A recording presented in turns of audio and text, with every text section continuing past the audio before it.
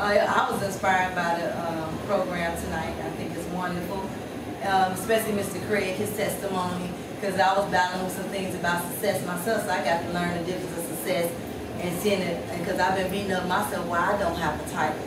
So listening to that, I felt that was God's message to let me know I don't need a title because I am successful in what I'm doing with my children. It's not the same as when I was in school. Actually, I think it's worse. I don't know, it's something not keeping these kids' attention. I don't know what it is. Like, you can't always blame the home environment because sometimes you grew up in a two-parent home.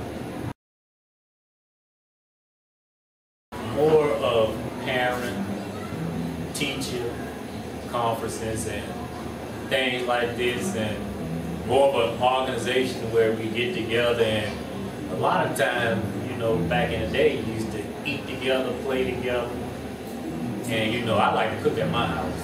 Gotcha. You know, a lot of the guys he played ball with, just by me coming here, the last couple of times him playing basketball, I just started this year playing school ball, because normally my son been in prep.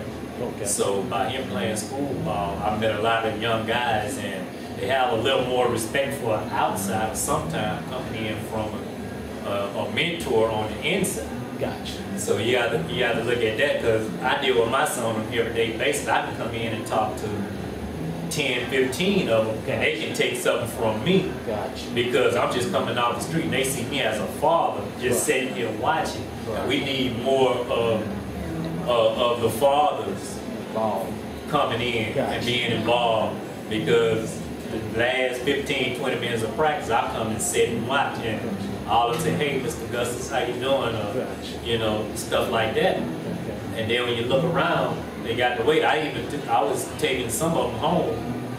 Plus, my son had basketball and football. Gotcha. So, you know, we more perceptive in how I came up. We had many people staying with us. My grandmother raised me.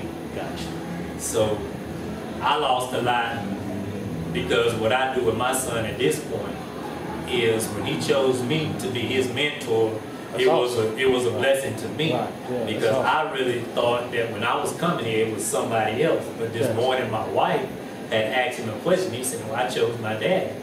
And I didn't really, you know, I thought I was coming, we feel another paper. I thought I was coming to meet somebody else. Right, mentor. And you know, that's my Christmas gift. No, that is, you know, man, that's a blessing. Nothing else, and that's a blessing to me and my wife, because, you know, out of all the things I do with him, and I travel with my job, so a lot of times she take up the slack. My wife takes the slack up when I'm gone. And it's like a lot of the kids, when I'm here, you know, I like to be around them, and they can pick up, play with me, and I come, it's just like they're one of my own kids. You know, and like I was telling my son, there's a lot of things with me that I bring out, because my daddy really was around with me. Gotcha. We close. Gotcha. Follow you. We close. Understand. I can feel you. We're not getting that. Yeah, I can feel you. My grandparents raised me. Yeah. You know, I can feel I've seen from the 10th grade, my father, I played Lehigh, did Glen. You know, my father began to come, and he haven't missed a game since my 10th grade year. But as my son coming up, I didn't want him to see that. All the time I wanted to see him play was his senior year, his junior year. You was with him. You know, I was with him from here, and we both just working together. I get a hard time, because you know, she the educational. She the education. Right. You know, I'm on the grades. I lost a scholarship. Right. You know, I wouldn't be on campus saying that, because that's why she figured I don't speak to him about his grades, but I do. That's more important to me. But the thing I control really is I want to see him progress in all areas. And that's why I push him in all areas. She don't see what I talk to him in the truck. She just see when we come in the house, and I push him on the field, because that's what I like. You know, that's what I enjoy. I want to see out there. I enjoy the A's coming in too. And a testimony to a couple of days ago, he also bought us a letter. I don't know if she read it. I read the letter. But the history teacher said he had a 100 exam. She's very proud of it. And that comes from a product of parents that stand on it. And he really don't go around the corner.